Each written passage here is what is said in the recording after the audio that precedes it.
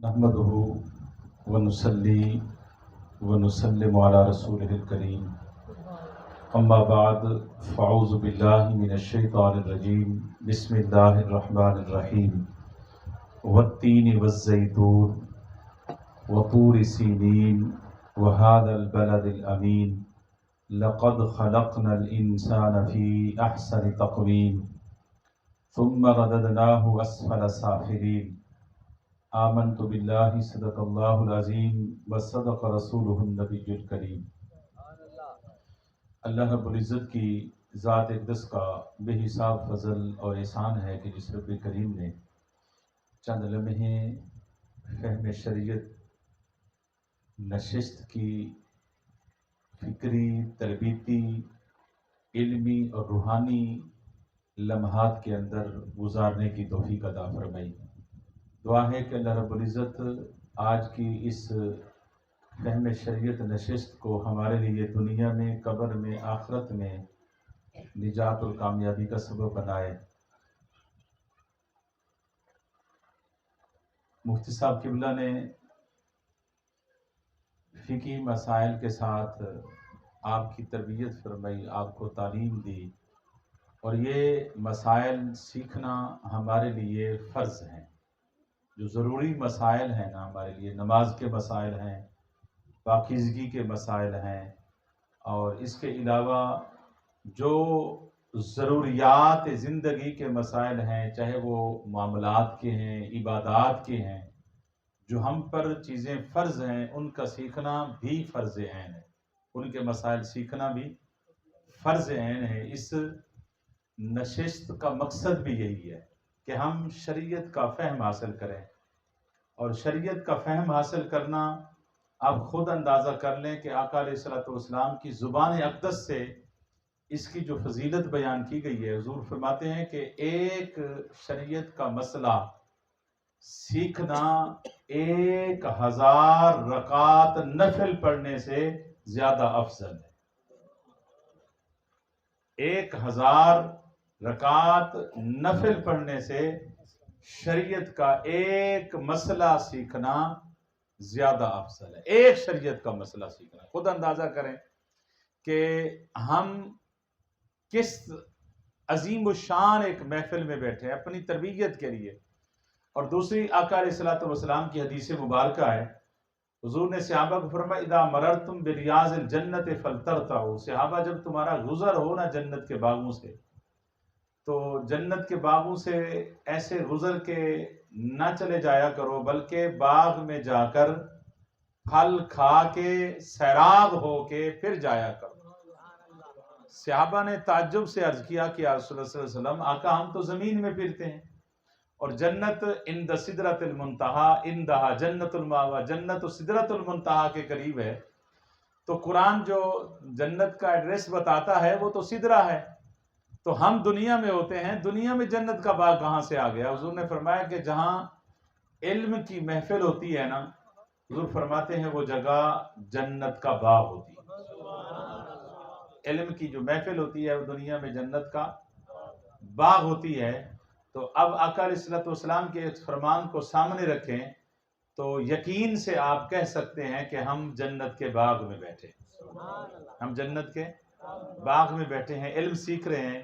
آج کیونکہ 11ویں شریف ہے اور یہ مہینہ صفر المظفر یعنی اسلامی سن کا 1445 کا سال سن کا دوسرا مہینہ ہے، اور اس مقدس مہینے کے اندر اولیاء کرام کے بہت سارے اولیاء کرام کے عرس مبارک ہیں، جس میں ابھی آپ نے دیکھا حضور غوث العالمین حضرت سیدنا بہاؤالدین زکریا رحمۃ اللہ تعالی علیہ کا ذکر ہوا، عرس ہوا، اور حضور داتا گنج بخش داتا علیہ حجویری رحمۃ اللہ تعالی علیہ کا عرس مبارک بھی ہے، حضور سلطان الہند معین الدین چشتی اجمیری رحمۃ اللہ تعالی علیہ کا عرس مبارک بھی ہے، اور اس میں سیدنا امام ابو حنیفہ کا عرس مبارک بھی ہے، اور اس میں امام العاشقین حضرت سیدنا امام احمد رضا فاضل بریلوی رضی اللہ تعالی عنہ کا عرس مبارک بھی ہے۔ تو اس حوالے سے آج کی کیونکہ پھر 11ویں شریف ہے، پیروں کے پیر روشن ضمیر سیدنا حضور غوث پاک سیدنا عبد القادر جیلانی رضی اللہ تعالیٰ عنہ کا عرس مبارک بھی ہے۔ عرس مبارک کیا یعنی 11ویں، ہر 11ویں آپ کا عرس مبارک ہو، یہ شان ہے حضور غوث پاک کی۔ تو اس حوالے سے میں نے جو آیت کریمہ تلاوت کی ہے سورہ والتین، اس کی ابتدائی آیات بینات، تو آج کی گفتگو کا موضوع جو ہے وہ ہے شان، ولی کی شان بزبان قرآن۔ ولی کی شان، یہ یاد کر لیں، ولی کی شان بزبان قرآن، کہ آج قرآن کی زبان میں دیکھتے ہیں کہ ولی کی شان کیا۔ ہم کرامات سنتے رہتے ہیں، اولیاء کے کرامات بھی حق ہیں، لیکن اس کرامات سے بڑھ کر اولیاء کی شان کیا ہو سکتی ہے جو رب قرآن میں ان کی شان بیان کر رہا ہے۔ یہ کرامات سے افضل ہے اولیاء کی شان جو اللہ قرآن پاک میں بیان فرما رہا۔ سورہ والتین میں اللہ رب العزت نے فرمایا والتین، فرمایا مجھے تین کی قسم، یعنی مجھے انجیر کی قسم، والتین والزیتون، فرمایا مجھے زیتون کے درخت کی قسم۔ اور یہاں اگر اس کی تفصیل میں چلا جاؤں تو ساری رات لگ جائے گی۔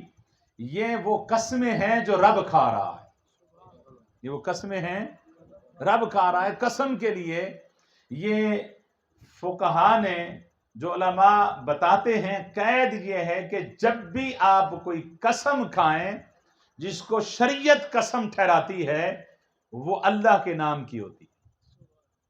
قسم کے لیے ضروری ہے کہ آپ کس کے نام کی قسم کھائیں؟ بولے میرے ساتھ، اللہ کے نام کی قسم کھائیں گے تو وہ قسم ہوگی، ورنہ اللہ کے نام کے علاوہ نبی پاک صلی اللہ علیہ وسلم کے نام کی قسم کھائیں تو شرعی طور پر وہ قسم نہیں ہوگی۔ بندہ اپنے والدین کی قسم کھاتا ہے، اپنی اولاد کی قسم کھا لیتا ہے، بیت اللہ کی قسم مجھے، یہ کوئی قسم شرعی طور پہ نہیں ہوتی۔ البتہ علماء فرماتے ہیں اگر آپ قرآن کی قسم کھائیں تو وہ قسم ہو جائے گی شرعی، کیونکہ قرآن مخلوق نہیں ہے، قرآن اللہ کا کلام ہے، اس لیے وہ قسم ہو جائے گی۔ باقی مخلوق کی قسم نہیں کھا سکتے۔ یہ ذمہ داری دی ہے ہمیں اسلام نے، شریعت نے، کہ جب بھی قسم کھانی ہے تم نے بولے اللہ کے نام کی کھانی ہے۔ لیکن اب انداز اس کا دیکھیں، جب وہ خود قسم کھاتا ہے تو وہ کسی اور چیز کی قسمیں کھاتا ہے۔ اور یہ قسمیں کیوں کھائی جا رہی؟ بلکہ یہاں جو قسمیں ہیں نا، وطور سینین، طور سینا کی قسم، وہذا البلد امین، امن والے شہر کی قسم، 1 2 3 4 قسمیں ہیں۔ اس میں بھی مفسرین فرماتے ہیں یہ انجیر کا درخت ہے، زیتون کا درخت ہے، یہ طور سینا ہے، یہ نبیوں سے نسبت رکھتے تھے، اس لیے اللہ نے ان درختوں کی قسمیں کھائیں۔ یہ اللہ کے انبیاء سے ان کا واسطہ ہے، ان کا تعلق ہے، ان کی نسبت ہے، تو اس لیے اللہ نے نبیوں کی نسبت کی وجہ سے درختوں کی بھی قسمیں کھائیں۔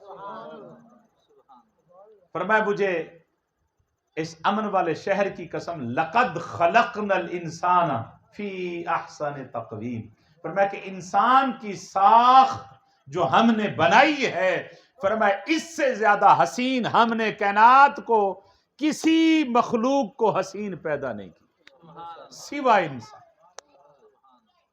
انسان سے زیادہ ہم نے کسی کو حسین پیدا، اور یہی وجہ ہے کہ جب ہارون رشید بادشاہ نے نا قسم کھا لی، شرط کے ساتھ معلق کر دی طلاق کو، اگر میری بیوی جو اس کی زبیدہ خاتون تھی، بڑی محبت کرتا تھا، اگر میری بیوی چاند اور سورج سے حسین نہیں ہے تو اسے طلاق ہے، چاند اور سورج سے حسین نہیں ہے تو طلاق ہے۔ اب یہ مسئلہ ہے، مفتی صاحب قبلہ سے پوچھیں کہ ایسی کبھی بھی طلاق نہیں دینی چاہیے، کسی شرط کے ساتھ اگر معلق کر دیں کہ ایسے اگر میری بیوی نے کر دیا یا نہ کیا تو اسے طلاق ہے، آپ نے اپنی زبان سے طلاق دے دی ہے، اب آپ کی بیوی پر منحصر ہے کہ وہ آپ کو چھوڑتی ہے یا آپ کو نہیں چھوڑتی۔ اگر تو میکیں چلی گئی تو طلاق ہے، تو علماء فرماتے ہیں اگر وہ نہ گئی تو بچ جائے گی، چلی گئی تو طلاق ہو جائے گی۔ اگر تو گھر سے آج باہر نکل گئی تو تجھے طلاق ہے، علماء فرماتے ہیں کہ اگر اس دن وہ باہر نکل گئی تو طلاق ہو جائے گی۔ تو اب اس نے قسم کھا لی کہ میری بیوی اگر چاند اور سورج سے حسین نہیں ہے تو اسے طلاق ہے. تو ہم جیسے بھی علماء تھے وہاں بڑے بڑے فقیہ بھی تھے, ہم جیسے علماء کے پاس جب مسئلہ آیا تو انہوں نے ظاہری سج دھج کو دیکھا, چاند کی روشنی کو, سورج کی روشنی کو دیکھا, وہ پردے تھے یا نہ نظر آ رہا تھا ان کو, تو انہوں نے کہا دیکھیں جی چاند جب نکلتا ہے تو پورے جہان کو روشن کرتا ہے جی, اگر سورج نکلے تو پورے عالم کو روشن کرتا ہے, تو اس کی بیوی تو گھر میں بھی سویرا نہیں کر سکتی, اجالا نہیں کر سکتی, تو لہٰذا طلاق ہو گئی, طلاق ہو گئی. اور یہ مسئلہ چلتا چلا تھا جب سیدنا امام ابو حنیفہ رضی اللہ تعالیٰ عنہ کے پاس یا کسی اور فقیہ کے پاس چلا گیا, تو انہوں نے کہا, بلکہ روایات میں آتا ہے کہ یہ کسی نے جا کے نا بہلول دانا کو کہا, بہلول دانا کو کہا کہ بادشاہ بہت پریشان ہے. اس نے کہا کیوں پریشان ہے؟ کہتے ہیں جی ایسے اس نے کہا علماء نے فتوے دے دیے ہیں, بیوی گھر جا رہی ہے تو لہٰذا وہ بڑا پریشان ہے. اس نے کہا جاؤ اس کو بادشاہ کو کہہ دو پریشان ہونے کی ضرورت نہیں ہے, صبح جماعت کے ساتھ مسجد میں نماز پڑھے گا اس کو جواب مل جائے گا, جماعت کے ساتھ نماز پڑھے گا تو اس کو ثواب, اس کو جواب مل جائے گا. اب جب بات بیوی کی ہو تو پھر مسجد میں تو بندہ آتا ہے نا, اب مرتا کیا نہ کرتا. ساری رات اس نے کیا, اس نے کہا جی میں عشاء پڑھ کے ہی نہیں جاؤں گا مسجد سے, آج رات مسجد میں گزاریں گے. ساری رات خدا خدا کر کے رات ختم ہوئی. جب رات ختم ہوئی تو صبح امام صاحب نے نماز پڑھائی اور امام صاحب نے دوسری رکعت میں سورہ 3 کی تلاوت شروع کر دی. وَالتِّينِ وَالزَّيْتُونِ وَطُورِ سِينِينَ وَهَٰذَا الْبَلَدِ الْأَمِينَ. جب اس آیت پہ پہنچا نا لَقَدْ خَلَقْنَا الْإِنسَانَ فِي أَحْسَنِ تَقْوِيمٍ, کہ انسان کو اللہ نے بڑا حسین پیدا کیا, تو پیچھے سے کسی نے لقمہ دیا. اس نے کہا جی امام صاحب آپ صحیح نہیں پڑھے, لَقَدْ خَلَقْنَا الْقَمَرَ فِي أَحْسَنِ تَقْوِيمٍ, کہ اللہ نے چاند کو حسین پیدا کیا. امام صاحب نے لقمہ کیا لینا تھا, وہ تو صحیح پڑھ رہا تھا. تو امام صاحب نے پھر آیت دہرائی, نہیں جی لَقَدْ خَلَقْنَا الْإِنسَانَ فِي أَحْسَنِ تَقْوِيمٍ. پھر اس نے لقمہ دیا, جی نہیں لَقَدْ خَلَقْنَا الشَّمْسَ فِي أَحْسَنِ تَقْوِيمٍ, اللہ نے سورج کو حسین بنایا. تو امام صاحب نے پھر آیت پڑھی لَقَدْ خَلَقْنَا الْإِنسَانَ فِي, تو پیچھے پھر لقمہ دے لَقَدْ خَلَقْنَا النُّجُومَ فِي أَحْسَنِ تَقْوِيمٍ, اللہ نے ستاروں کو حسین پیدا کیا. لقمہ ملتا رہا, امام انکار کرتا رہا, امام بار بار آیت دہراتا رہا. جب سلام پھیرا تو بہلول دانا نے کہا ہارون رشید تیری بیوی کو طلاق نہیں ہو سکتی, اس لیے کہ اگر انسان سے کوئی زیادہ حسین ہوتا تو امام میرا لقمہ لے لیتا, لہٰذا انسان سے حسین اللہ نے کائنات کسی چیز کو پیدا ہی نہیں فرمائی. انسان سب سے زیادہ حسین ہے. باقی یہ رنگ ہے نا, رنگ, یہ رنگ ہوتے ہیں بعض اوقات, یہ رنگ کو انسان احسن تقویم رب نہیں کہہ رہا, انسان کی ساخت کو اللہ پاک احسن تقویم کہہ رہا ہے. انسان کی جو ساخت ہے, یعنی جس طریقے سے انسان کی ساخت کی گئی ہے, حیت اور شکل بنائی گئی ہے, جہاں خوبصورت آنکھیں لگتی تھی نا, اللہ نے وہیں رکھ کے احسن تقویم کا جلوہ دکھایا. جتنی ناک خوبصورت لگتی تھی, ہاتھی کی سونڈ کی طرح انسان کی ناک ہوتی, کیا حسین تھا؟ نہیں, یہ حسن نہیں تھا. اللہ نے فرمایا انسان اس جیسا ناک بھی ہم نے کسی کو نہیں دیا, اس جیسا ناک بھی, یہ تیری مرضی ہے, اسے کٹوا دے تیری مرضی, بچا دے تیری مرضی, لیکن انسان تجھ جیسا ناک بھی ہم نے, جہاں آنکھیں فٹ آتی تھی وہیں رکھی, جہاں جتنے کان اچھے لگتے تھے حسین لگتے تھے وہ اتنے بنائے, جتنے ہاتھ حسین لگتے تھے. دیکھیں ایک ہاتھ زمین پہ چلا جاتا, ایک ہاتھ ادھر 1 فٹ کا ہو جاتا, کیا حسن تھا؟ نہیں. آپ ان ہاتھوں کو دیکھیں, تھوڑی سی پاؤں میں یا ٹانگوں میں اونچ نیچ ہو جائے تو بندہ لڑکھڑا کے چلتا ہے. اللہ نے فرمایا کہ انسان تو اپنی تخلیق کو دیکھ, اپنی ساخت کو دیکھ, فرمایا اپنی کارخانہ قدرت کے اندر میں نے تجھ جیسا حسین کسی کو نہیں بنایا. اور ایک اور حدیث پاک میں آتا ہے, اللہ فرماتا ہے خلق اللہ آدم علی صورت, فرمایا آدم کو ہم نے اپنی صورت دی, آدم کو ہم نے, اللہ فرماتا ہے انسان دیکھ تو صحیح کہ میں نے تجھے کیا کچھ نہیں. حسین بنایا، قسمیں کھا کھا کے اللہ اس نے بیان کر، قسمیں کھا کھا کے اس نے بیان کر. کیا ضرورت پڑ گئی اسے قسمیں کھانے کی؟ اللہ فرماتا ہے انسان دیکھ، قسمیں کھاتا ہے بندہ، کبھی اعتبار اگلا نہ کرے تو تب قسمیں کھاتا ہے، اگر اعتبار کرتا ہو تو پھر قسمیں کیوں کھاتا ہے؟ فرمائے پھر اس کو محبت جتلانے کے لیے قسمیں کھاتا ہے کہ دیکھ میں تیری قسم اس لیے کھا رہا ہوں کہ تجھ سے محبت اتنی کرتا ہوں. اللہ فرماتا ہے انسان تو جتنی محبت کرتا ہوگا لیکن کبھی مجھ سے تو پوچھ کر دیکھ میں محبت کتنی کرتا ہوں، قسمیں کھا کے اپنی محبت جتلا رہا ہوں. سبحان اللہ سبحان اللہ. قسمیں کھا کھا کے اللہ اپنی محبت جتلا رہا ہے، اور انسان کو پھر بھی سمجھ نہ آئے تو اب سنیں، حسین بنا دیا. بعض اوقات انسان حسین ہوتا ہے، بعض اوقات انسان حسین ہوتا ہے لیکن اس کی عزت نہیں ہوتی. آپ نے دیکھے ہیں بڑے حسین ہیں لیکن کوئی عزت نہیں ہوتی. آپ دیکھ لیں ہمارے حکمران، ہمارا خون پی پی کے ان کے چہروں سے خون نظر آتا ہے لیکن عزت کاخ کی نہیں ہے، عزت نہیں ہوتی. اللہ فرماتا ہے وَلَقَدْ كَرَّمْنَا بَنِي آدم، فرمایا انسان صرف حسین نہیں بنایا بلکہ عزتوں سے بھی تجھے مالا مال کر دیا. عزتوں سے بھی اسجدوا لآدم، عزت اتنی دی جو سجدہ مجھے لائق تھا وہ سجدہ میں نے تجھے بھی کرایا. انسان تجھے سجدہ بھی کرایا. بعض اوقات حسین بھی ہوتا ہے، عزت بھی ہوتی ہے، ہیں جی، تو اختیار نہیں ہوتا، اقتدار نہیں ہوتا، ہاتھ میں کچھ نہیں ہوتا. اللہ فرماتا ہے انی جائل فی الارض خلیفہ. انسان اختیار کا عالم یہ ہے کہ اپنی نائبیت تجھے عطا فرما دی ہے، میں اپنے خلافت کا تاج تجھے پہنا دیا ہے میں نے. اب اس منصب پہ آ کر اللہ فرماتا ہے کہ تجھے منصب جو دیا وہ دیکھ، قسمیں کھا کھا کے تیرے منصب کو بیان کر، تیرے حسن کو بیان کر رہا ہوں. فرمایا کہ اگر ان ثم رددناہ اسفل سافلین، اگر تو نے اس منصب کی قدر نہ کی، اگر تو نے اپنے مقام کو نہ پہچانا، اگر تو نے اپنی عزت اور احترام کو نہ بچا سکا، پھر سن ثم رددناہ اسفل سافلین، پھر ایسی سفلی کائنات میں منتقل تجھے کر دوں گا، ایسی گندی نالی میں تجھے پھینک دوں گا کہ نالی کا کیڑا تجھ سے بہتر ہو جائے گا، تو اس سے بھی بدتر ہوتا چلا جائے گا. اس سے بھی تو اب ہر بندہ دیکھ سکتا ہے کہ میں گندی نالی کا کیڑا ہوں یا انسان ہوں. وہ کہتے ہیں نا فرشتہ کہہ کے میری توہین ہوتی ہے، میں مسجود ملائکہ ہوں مجھے انسان رہنے دے. فرشتہ کہہ کر میری توہین نہ کر، میں مسجود ملائکہ ہوں مجھے انسان رہنے دے. بھئی فرشتوں نے تو انسان کو سجدہ کیا ہے.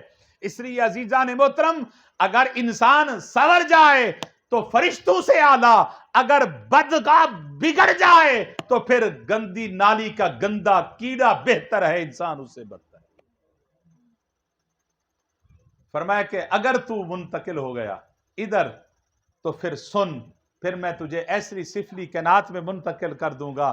فرمایا تو ڈوبتا چلا جائے گا اور پھر وہیں سے نکل نہیں سکے گا. اگر بچنا چاہتا ہے تو پھر سن، سارے نہیں ہیں. فرمایا یہ کوئی مت سمجھے کہ سارے سفلی کائنات میں کوئی مقام نہ بچا سکا، کوئی اپنے منصب کو نہ بچا سکا، کوئی پہچان نہ سکا. فرمایا ایسی بات نہیں ہے. الا الذین آمنوا، مگر وہ بھی ہیں جو میرے ہیں. فرمایا انسان اپنے مقام کو ضائع کرنے والا، اپنے مقام کو گرانے والا، اپنے منصب سے نیچے آنے والا یہ مت سمجھنا کہ میں نیچے گرا ہوں سارے گر گئے. فرمایا انسان تو گر کے تو بھی چلے گا زمین پہ، میرے بندے بھی چلیں گے. تو بھی کھائے گا وہ بھی کھائیں گے، تو بھی دیکھے گا وہ بھی دیکھیں گے، لیکن تو چلے گا زمین پہ. وہ جب قدم رکھیں گے تو پہلا عرش پہ رکھیں گے قدم. فرمایا تو کھائے گا زمین پہ کھائے گا، تیرے کھانے سے خون پیے گا تو لوگوں کا، لیکن جب وہ کھائیں گے اللہ اس کا کھانا اپنی طرف منسوب فرما دے گا. فرمایا تو بھی چلے گا، تو دیکھے گا تجھے اپنے گناہ نظر نہیں آئے گے، لیکن وہ زمین پہ کھڑے ہو کے جب دیکھے گا تو زمین پہ اسے میں بھی نظر آ جاؤں گا. फरमाया इल्लल्लज़ीना आमनू, वो भी होंगे, मेरे भी होंगे। वो कौन हैं? वो हैं जिनके उर्स मुबारक पे बैठे हैं। सुभान अल्लाह, सुभान अल्लाह। फरमाया ये वो हैं जिनको हमने ताकतें अता फरमाई हैं। फरमाया ये वो हैं जिनको हम ताकत दे देते हैं। और यहाँ एक और बात बड़े मजे की है, कुरान जो कह रहा है फलहुम अजरुन गैरु ममनून। फरमाया ये जो अजर हम देते हैं ना उनको, वो हम वापस नहीं लेते, वो छीना नहीं जाएगा उनसे अजर। गैर ममनून, वो छीनने वाला अजर नहीं होगा, छिन जाने वाला अजर नहीं होगा। जब हम अजर देते हैं ना, बाज़ औक़ात ये बात होती है जी मौलवी साहब आप तो बातें करते रहते हैं, अब आखिरत में ये होगा ये होगा। अब आखिरत उधार है, दुनिया नगद है। नगद को छोड़कर उधार का कौन सौदा करे? हम तो दुनिया में भी नगदी सौदा करते हैं, उधार को नहीं लेते। और आखिरत का उधार का सौदा हम दुनिया के नगद को छोड़कर क्यों लें? अल्लाह फरमाता है नादानो, तुमने समझा ही नहीं है। हमने कब कहा है कि हम तुम्हें आखिरत में देंगे? फरमाया फालहुम अजरुन गैरु ममनून, हम जो अजर देते हैं वो वापस नहीं करते, वो छीनते नहीं है, कोई छीन नहीं सकता, क्योंकि छीनने का डर था दुनिया में। फरमाया दुनिया में ही अजर दे देते हैं, जब देते हैं तो फिर वापस नहीं छीनते। बल्कि दूसरे मकाम पे फरमाया नहनु औलियाउकुम फिल हयाति दुनिया, फरमाया हम जब यार बन जाते हैं ना, फिर दुनिया ही उसके साथ यारी लगा लेते हैं। अजर कब दुनिया ही मिल जाता है। अजर बोले मेरे साथ, दुनिया में मिल जाता है, यहां उधार नहीं है, यहां उधार नहीं है, नकद है। मत सोचो कि उधार मिलेगा। फरमाया वहां तो हम फजल देंगे, उस वहां तो हम अपनी शान के मुताबिक इससे ज्यादा अजर अता फरमाएंगे। फरमाया मोमिन की ये शान है, उसे अजर दुनिया में भी मिलता है, कब्र में भी मिलता है और आखिरत में भी मिलता है। जब इस अल्लाह अजर अता फरमा देता है तो वो कौन से लोग हैं जिनको अजर मिलता है? बाबा वो हैं जिन्होंने अपनी मर्जी से नहीं खाया। खाया तो है लेकिन, बोले मेरे साथ, सोए हैं लेकिन अपनी मर्जी से, वो चले हैं लेकिन अपनी मर्जी से, बोले मेरे साथ, वो सोए हैं लेकिन अपनी मर्जी से, वो खाते भी रहे, पीते भी रहे, सोते भी रहे, चलते भी रहे, दुनिया में रहे, लेकिन अपनी मर्जी से नहीं। खाया तो उसकी मर्जी के साथ, पिया तो उसकी मर्जी के साथ, चले तो उसकी मर्जी के साथ, सोए तो उसकी मर्जी के साथ। हुजूर निजामुद्दीन औलिया महबूब इलाही रहमतुल्लाह ताला अलैह के पास आप एक बंदा आ गया। आपने फरमाया, आपका खलीफा, आपने फरमाया खलीफा ये खीर पकाई है, खीर पकाई है, ये ले जा। और जाके ना एक दरवेश बैठा है, फकीर बैठा है गंगा के बाहर, ये गंगा जमुना जो दरिया है ना इंडिया के, फरमाया गंगा के पार एक फकीर बैठा है, उसको जाके ये खीर खिला के ले। उसने कहा हुजूर ठीक है मैं जाता हूं, लेकिन यहाँ कोई कश्ती का इंतजाम तो नहीं है, गंगा पूरे जोर पे दरिया चल रहा है, मैं कैसे जाऊंगा? आपने फरमाया जाके उसे कहना कि मुझे अल्लाह वाले ने भेजा है, और उस अल्लाह वाले ने भेजा है जिसने आज तक शादी नहीं की, आज तक शादी नहीं की। आप साहिब औलाद थे, वो फकीर, वो जो खलीफा था वो हम जैसा खलीफा नहीं था, वो ईमान का पुख्ता था। उसने सोचा तो सही कि हजरत साहब तो साहिब औलाद हैं, मुझे भेज रहे हैं, लेकिन इसको बाद में आके मैं हजरत से सवाल करूंगा, पहले नौकरी कर लो। पहले सवाल नहीं करते थे, सवाल जो इब्तदा में सवाल ना करे उसे सब कुछ मिल जाता। चला गया तो जाके ना दरिया को कहा कि दरिया मुझे अल्लाह वाले ने भेजा है जिसने आज तक शादी नहीं की, रास्ता दे दे। तो दरिया फट गया, रास्ता दे दिया। जब रास्ता दे दिया तो पार गए, एक फकीर बैठा था झोपड़ी में, उसे खीर खिलाया। खीर ये हमारी रियासतियों वाली खीर नहीं, पंजाबियों वाली खीर। कैसे जी? हम तो ना खीर क्या करते हैं, हम रियासती खीर जो बनाते हैं ना, बस दूध दोया इसको खीर कह दिया। ये खीर नहीं थी, बल्कि जो मेहनत वाली खीर पकाई है जिसको हम खीर नहीं कहते हैं, वो खीर खिलाया। हजरत साहब जो थे ना वो वापस आने लगे। ख्याल आया कि हजरत, मैंने पीर साहब से तो पूछा नहीं था कि वापस कैसे आऊंगा, आने का तो उन्होंने बता दिया था। अर्ज किया कि हजरत मैं भूल गया था, अपने मुर्शिद से पूछ नहीं सका कि मैं कैसे वापस आऊंगा, तो अब आने का रास्ता तो उन्हें बता दिया, अब जाने का आप बता दे। आपने फरमाया चलो ठीक है, दरिया को जाके कहना मुझे ऐसे दरवेश ने भेजा है जिसने आज तक कुछ नहीं खाया। وہ دیکھ رہا ہے کہ حضرت صاحب نے ابھی میرے سامنے کھیر کھائی ہے، کھیر نہیں کھائی ہے، تو حضرت صاحب لیکن ایمان کا پختہ تھا، چلا گیا، ان سے کیا سوال کرتا تھا، وہ تو اپنے مرشد سے سوال کرتا، واپس چلا گیا، راستہ مل گیا، حضرت صاحب کی بارگاہ میں، حضور نوکری ہو گئی، لیکن بتائیں کہ یہ راز کیا ہے؟ فرمایا بیٹا بات یہ ہے کہ ہم اپنی مرضی سے نہیں کھاتے، وہ کھلاتا ہے تو کھا لیتے ہیں، وہ پلاتا ہے تو پی لیتے ہیں، وہ سلاتا ہے تو سو لیتے ہیں، وہ جگاتا ہے تو جاگ لیتے ہیں۔ بابا اولے شاہ فرماتے ہیں نا کوئی جاگن کوئی جاگ نہ جانن، کوئی جاگ دیاں بھی ستے، کوئی جاگن کوئی جاگ نہ جانن، کوئی جاگ دیاں بھی ستے، کنانو یار ستیاں ملیا،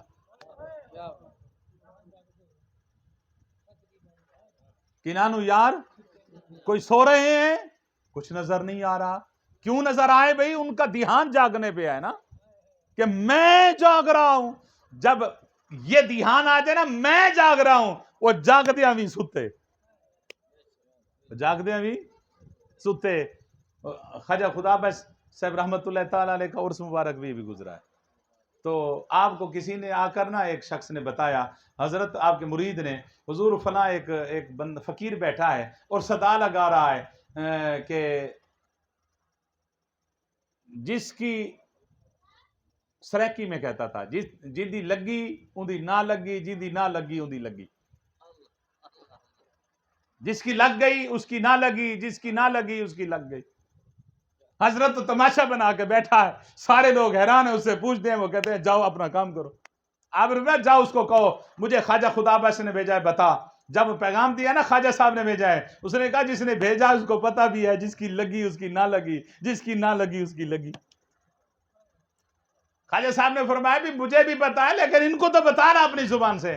اس نے کہا حضور بات یہ ہے کہ جس کی یہ لگی اس کی یہ نہ لگی، جس کی یہ لگ گئی اس کی یہ نہ لگی، جس کی یہ نہ لگی اس کی یہ لگ گئی۔ سمجھ نہیں آئی میرے خیال، کیونکہ ہم نے پیا ہی نہیں ہے یہ پیالہ، ہمیں تو پرندے آ کے اٹھاتے ہیں نا، ہماری کیا نہ لگی تھی۔ اللہ والے اب کہتے ہیں جی یہ کرامات یہ ایسے بس ڈھگوسلا ہے، اولیاء کرام کی شانیں بنائی ہوئی ہیں۔ قرآن کہتا ہے فَلَهُمْ أَجْرٌ غَيْرُ مَمْنُونَ، اللہ کی عزت کی قسم جس کو رب دیتا ہے تو کھڑے زمین پہ ہوتے ہیں، خدا کی عزت کی قسم اللہ کی ساری کائنات کے مالک ہوتے ہیں، اللہ انہیں بنا دیتا ہے۔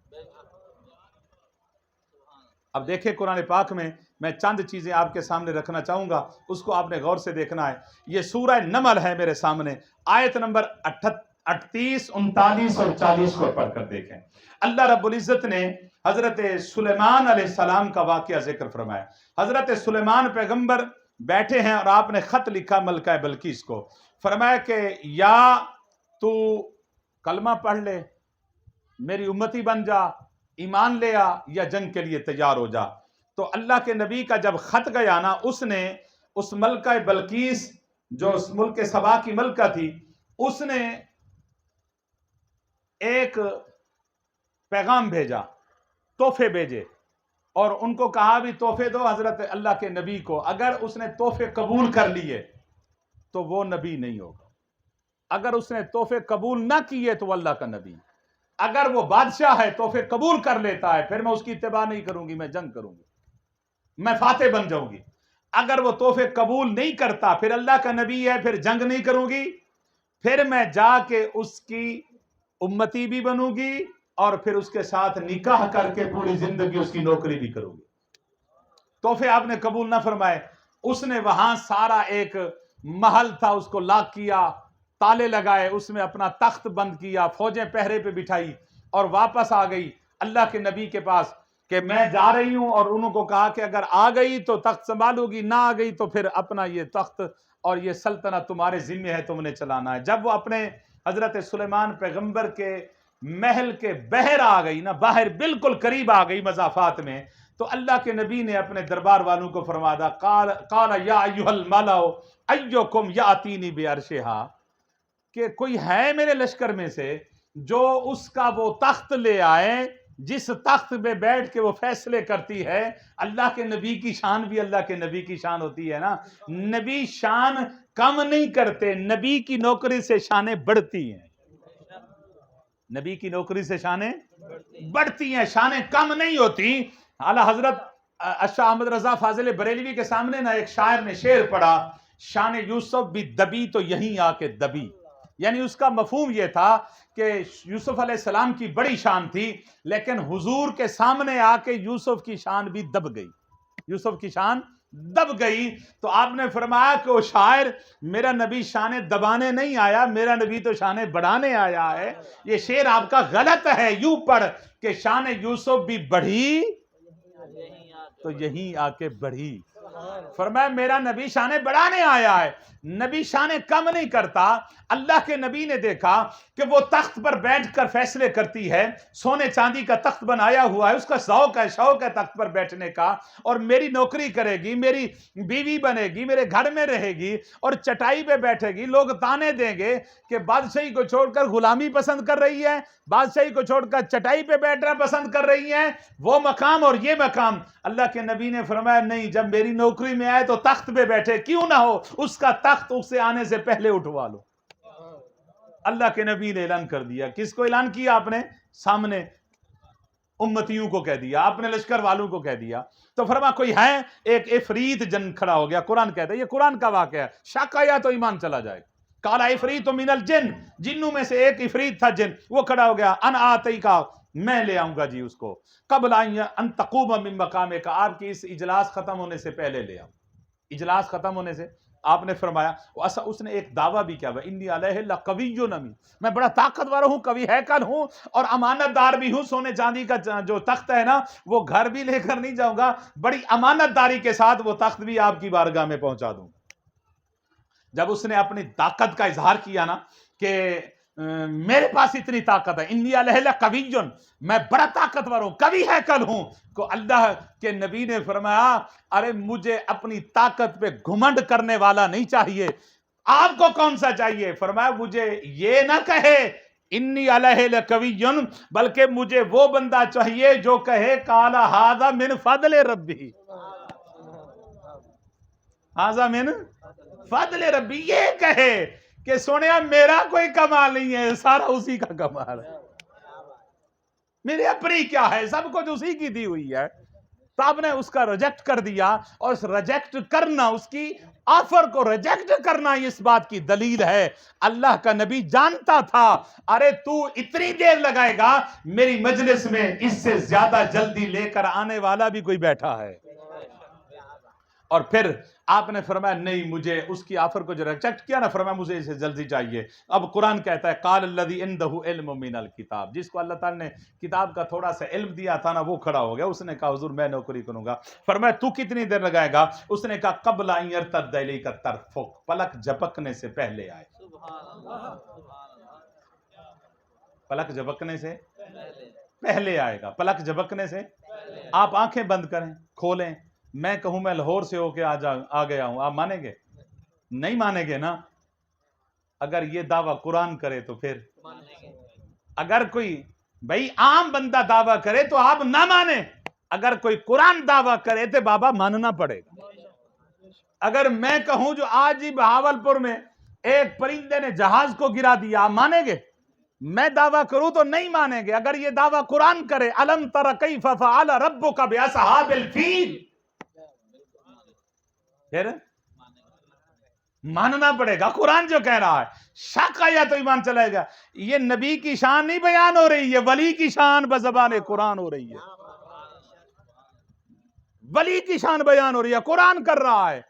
اور ولی بھی کس امت کا؟ بولیں کس کی امت کا ولی تھا؟ حضرت سلیمان پیغمبر کی امت کا ولی.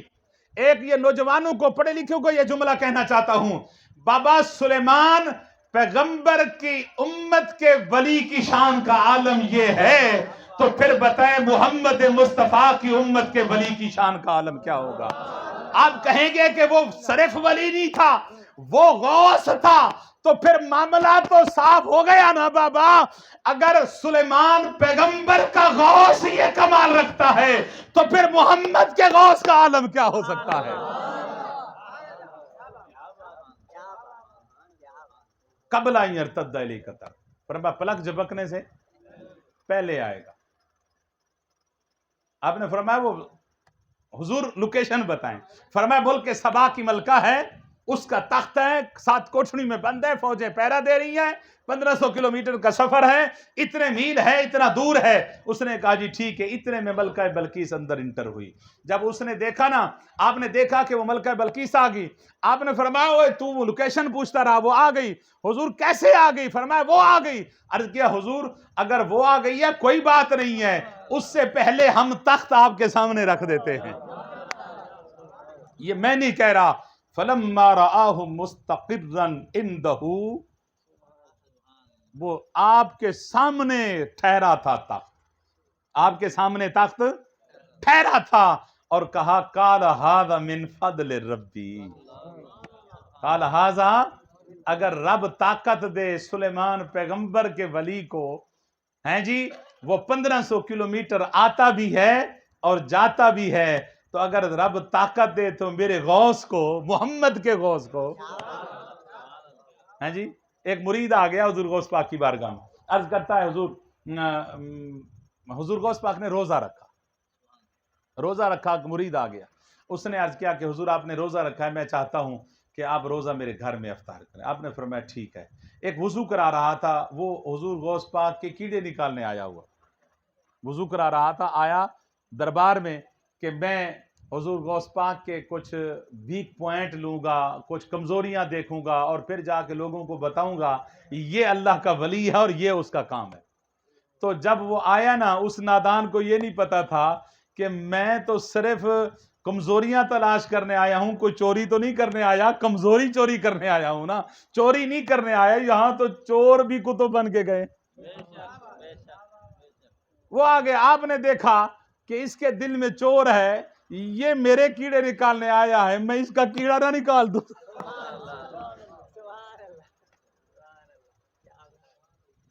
آپ نے فرمایا اس کو میرے حجرے کے انتظامات دے دو.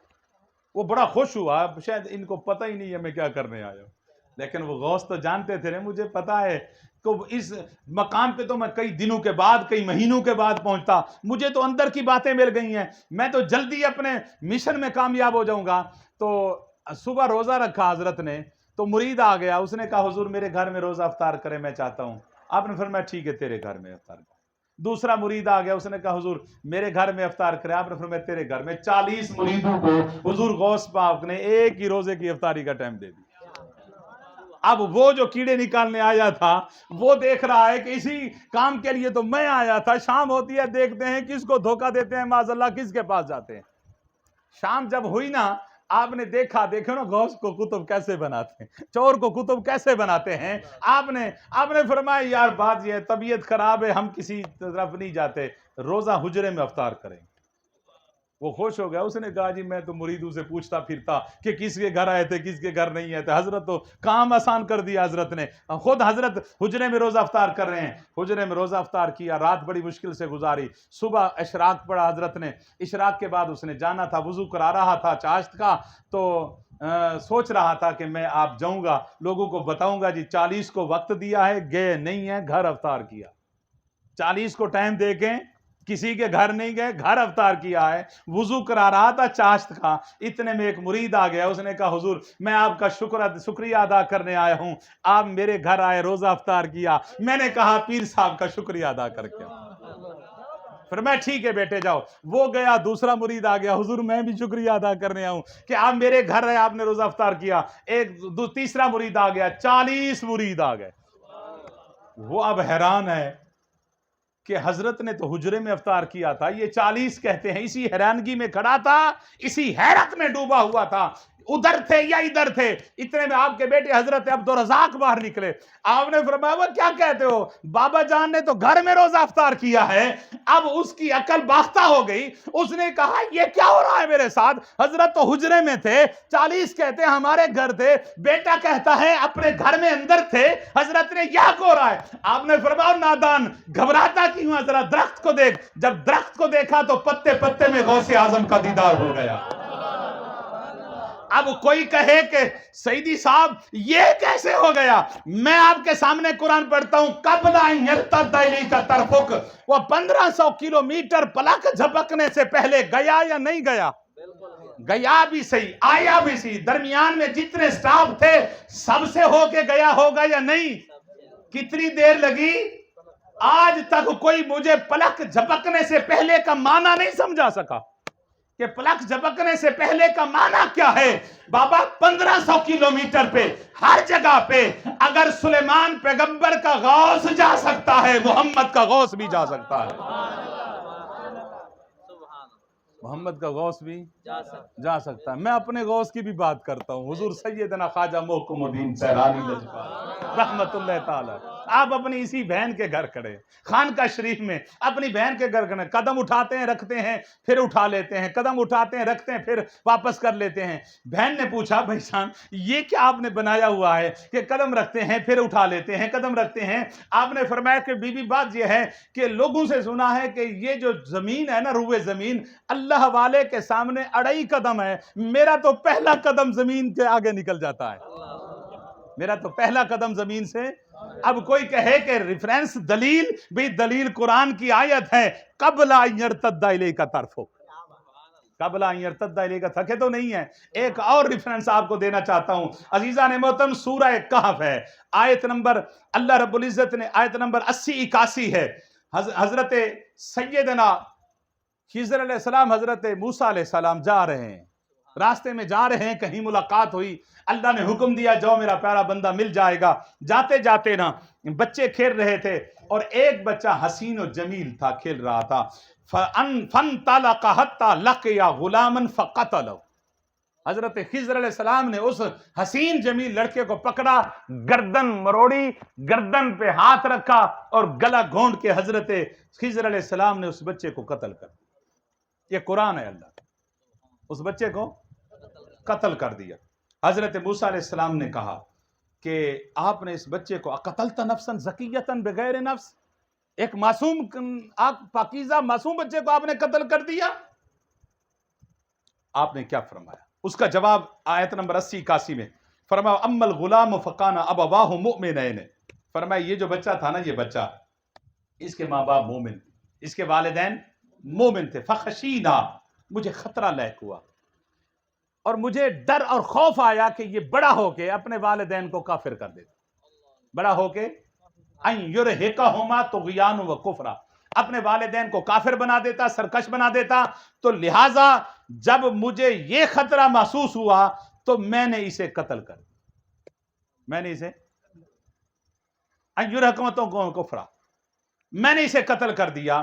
तो लिहाजा मैंने इसको बचा लिया, इसके वालिदैन को कुफ्र से। अब मुझे बताएं कि अल्लाह के वली ने, इख्तलाफ है कि हजरत खिज़र नबी हैं या नहीं, यानी इस पर तो इत्तेफाक है ना, वो अल्लाह के वली कामिल है, अल्लाह के वली कामिल है। वली की बात कुरान कर रहा है कि जब हजरत खिज़र अलैहिस्सलाम ने उस बच्चे को कत्ल किया तो क्या लफ्ज बोले, फरमाया कि मैंने खौफ किया, मैंने खदशा किया, मुझे खौफ लगा कि ये बच्चा अपने वालिदैन को बड़ा होकर काफिर कर देता, इसलिए मैंने उसे कत्ल कर दिया। वो खौफ क्या था? वो खौफ ये था कि हजरत खिज़र अलैहिस्सलाम ने तकदीर में लिखा हुआ देख लिया था कि ये बड़ा हो के अपने वालिदैन को काफिर करेगा, बड़ा हो के अपने वालिदैन को काफिर करेगा। अब हजरत खिज़र अलैहिस्सलाम ने उसे खत्म कर दिया। अब मुझे बताएं हजरत खिज़र अलैहिस्सलाम ने जो लिखा हुआ देखा था वो कहां देखा था? तकदीर में। तकदीर में क्या लिखा था कि ये बड़ा होके क्या करेगा अपने वालिदैन को? वो बड़ा हुआ, काफिर किया, तो तकदीर किधर गई? भाई तकदीर थी, लेकिन यकीन कर लें अल्लाह के वली ने उस तकदीर को मिटा दिया। تقدیر لکھی ہوئی تھی یہ بڑا ہوگا اپنے والدین کو کافر کرے گا. اللہ کے ولی نے جب دیکھا تو کہا مولا تیری تقدیر میں لکھا ہے یہ کافر کرے گا والدین کو، اور میں چاہتا ہوں کہ یہ تقدیر پوری نہ ہو، یہ کافر نہ کرے. اللہ نے فرمایا تقدیر میں نے لکھ دی ہے نا، یہ ہے قلم، اس کو مٹا دے. اللہ کے ولی کی نگاہ پڑی، تقدیر مٹ گئی. اب قرآن کہتا ہے حضرت خضر علیہ السلام نے دعا مانگی فَأَرَدْنَا أَن يُبْدِلَهُمَا رَبُّهُمَا خَيْرًا مِّنْهُ زَكَاةً وَأَقْرَبَ رُحْمًا، کہ مولا میں ولی ہوں، ولی یہ گودے آباد کرتے ہیں، گودے اجاڑتے نہیں ہیں. میں نے ایک بچے کو قتل کر دیا، گود اجاڑ دی ہے، تو مہربانی فرما اس کا نعم البدل عطا فرما دے ان کو. نعم البدل عطا فرما. وہ نعم البدل کیا تھا؟ روایات میں آتا ہے کہ نعم البدل کے طور پہ اللہ نے انہیں بیٹی عطا فرما. اللہ نے انہیں نعم البدل کے طور پر. اب یہ بھی بڑا عجیب جملہ ہے کہ بیٹی نعم البدل کیسے بن سکتی ہے بھائی. یہ موضوع میں نے رات بیان کیا، یوٹیوب پہ موجود ہے، آپ کو سن سکتے ہیں. بیٹی نعم البدل ہے. لیس الذکر کالانثی. جب حضرت مریم پیدا ہوئی نا، ماں نے دیکھا کہ باری تعالیٰ میں نے تو منت مانی تھی، میں نے تو سوچا تھا بیٹا ہوگا، منت ہمیشہ بیٹے کی مانی جاتی ہے، چھوڑا جاتا ہے بیت المقدس کی خدمت کے لیے بیٹوں کو، میری مراد تو بیٹا تھی. اللہ نے فرمایا کہ بیٹا تیری مراد تھی نا، یہ بیٹی ہے نا، لیس الذکر کالانثی. فرمایا اس بیٹی کا کوئی مرد مقابلہ نہیں کر سکتا. اس بیٹی کا کوئی مرد مقابلہ. جب رب جو دے دے فرمایا وہ سب سے بڑی نعمت ہے جو رب دے دے. پہلے اللہ نے بیٹی دے دی، یوں سمجھیں کہ وہ جو بعد میں بیٹا ملے گا اس سے بڑی نعمت بیٹی ہے. کیوں بیٹی بڑی نعمت بن گئی؟ بولیں کیوں بن گئی؟ کہ رب کی چاہت پہلے یہی تھی. رب کی چاہت پہلے بیٹی تھی، تو وہ سب سے بڑی نعمت وہی ہے. نعم البدل کے طور پر اللہ نے ان کو بیٹی دی. وہ بیٹی جوان ہوئی، بنی اسرائیل کے نبی کے ساتھ اس کا نکاح ہوا، پھر اسی کی نسل سے اللہ نے 70 نبی پیدا فرمائے. کتنے نبی جی؟ 70 نبی. تقدیر میں لکھا تھا کہ یہ کافر ہوں گے، لیکن نگاہ ولی پڑی، وہ تقدیر بھی مٹ گئی. اللہ نے نبیوں کا نانا بنا دیا. اللہ نے نبیوں کا نانا بنا دیا، تقدیر کو اپنے ولی کی نگاہ سے معطل کر دیا. اب چلیں سورہ اسی کہف کی آیت نمبر 17 کو پڑھ کر دیکھیں. وَتَرَى الشَّمْسَ إِذَا طَلَعَت تَزَاوَرُ عَنْ كَهْفِهِمْ ذَاتَ الْيَمِينِ. اللہ رب العزت نے جب حضرت اصحاب کہف سو گئے نا غار میں، تو اصحاب کہف جو اللہ والے تھے، یہ بھی ولیوں کی قرآن بات کرتا ہے، یہ بھی اللہ کے ولی ہیں، یہ بھی کوئی نبی نہیں ہے. جب اللہ والے سو گئے نا مزار میں، تو مزار کے اندر جو تھا 2 دروازے تھے. ایک دروازہ ادھر تھا، ایک دہانہ ادھر تھا، ایک اس کا غار کا دروازہ ادھر، ایک ادھر. سورج جب نکلتا تھا تو روشنی دیتا تھا، جب ڈھلتا تھا تو سورج کی گرمی پڑتی تھی. اب اللہ والے آ کے رات کو ادھر سو گئے. سورج نے اپنا نکلنا تھا، اپنے راستے پہ نکلنا تھا. والشمس تجری لمستقر لها ذلك تقدیر العزیز العلیم. فرمایا یہ جو سورج نکلتا ہے نا، اپنے مدار میں جاتا ہے. فرمایا اپنے مدار میں اللہ کی تقدیر سے جاتا ہے، اللہ کی تقدیر سے جاتا ہے اپنے مدار میں. اب وہ نکل رہا تھا، اللہ کی تقدیر کے مطابق نکل رہا تھا، اپنے مدار میں نکل رہا تھا. تو ادھر روشنی پڑ گئی اللہ والوں پر، روشنی پڑ گئی، سورج کی گرمی پڑ گئی اللہ والوں پر. اللہ پاک نے فرمایا وَتَرَى الشَّمْسَ إِذَا طَلَعَت تَزَاوَرُ عَنْ كَهْفِهِمْ ذَاتَ الْيَمِينِ. فرمایا جبریل یہ جو سورج نکل رہا ہے نا اپنے راستے پہ، اللہ والے میرے محبوب بندے سوئے ہوئے ہیں، نیند ہے انہیں، آرام ہے. میں رب چاہتا ہوں کہ اس کو راستہ کہہ دے کہ اپنا راستہ بدل دے، دائیں طرف ہو جائے. کیا کرے؟ ذات الیمین. وَإِذَا غَرَبَتْ تَقْرِضُهُمْ ذَاتَ الشِّمَالِ. فرمایا جب یہ غروب ہو تو یہ شمال کی طرف ہو جائے، بائیں طرف ہو جائے. فرمایا اور اللہ نے ایک دن کی بات نہیں ہے، 309 سال سورج اپنے مدار سے نکل کے طلوع ہوتا رہا، اپنے مدار سے ہٹ کر غروب ہوتا رہا. کس کی خاطر؟ اللہ کے ولیوں کی خاطر. خود اندازہ کریں. کہتے ہیں نا نگاہ ولی میں وہ تاثیر دیکھی بدلتی ہزاروں کی تقدیر دیکھی. لوگ کہتے ہیں جی لا تبدیل لکلمات اللہ، تقدیروں تو نہیں بدل سکتی، اللہ کے فیصلے اٹل ہیں، جو ہو گیا وہ ہو کر رہنا ہے. میں آپ سے سادہ سا سوال کرتا ہوں، مجھے اس کا جواب دیں. جو ہونا ہے وہ ہونا ہے، میرا ایمان بھی ہے. اللہ کی تقدیر نہیں بدل سکتی. کیا اللہ چاہے بدل سکتا ہے یا نہیں بدل سکتا؟ یمحو اللہ ما یشاء ویثبت، فرمایا کہ اللہ فرماتا ہے کہ جسے چاہتا ہوں اسے لکھتا ہوں، جسے چاہتا ہوں مٹاتا ہوں. اللہ تقدیریں صرف لکھنے پہ قادر نہیں ہے، وہ لکھنے پہ بھی قادر ہے، وہ مٹانے پہ بھی قادر ہے. اللہ کی عزت کی قسم، اگر تقدیریں نہ مٹتی نا، اللہ نہ کبھی شب برات دیتا نہ شب قدر دیتا، نہ شب برات دیتا نہ شب قدر دیتا. شب قدر میں رونے کا کیا مقصد ہے؟ اللہ کی بارگاہ میں گڑ گڑانے کا کیا مقصد ہے؟ یہی مقصد ہے نا کہ مولا ہمارے گناہوں کو جو لکھا ہوا ہے وہ مٹا دے. اللہ فرماتا ہے تیرے دو آنسو تیری تقدیر کو مٹا سکتے ہیں. جس عام بندے کے آنسو مٹا سکتے ہیں تو اللہ والے کی شان کا عالم کیا ہوگا، پھر صحابی کی شان کا عالم کیا ہوگا، پھر نبی کی شان کا عالم کیا ہوگا، پھر رسول کی شان کا عالم کیا ہوگا، پھر اولو العزم پیغمبر کے رسول کی شان کا عالم کیا ہوگا. پھر اس کے بعد جہاں اولو العزم پیغمبر کی رسولوں کی انتہا ہوتی ہے مقام کی، وہاں مقام مصطفیٰ کی ابتدا ہوتی ہے. تو اللہ کی ولیوں کی شان بزبان قرآن، قرآن اٹھا کر دیکھے تو لگتا ہے سارا نازل ہی ولی کی شان میں ہوا ہے.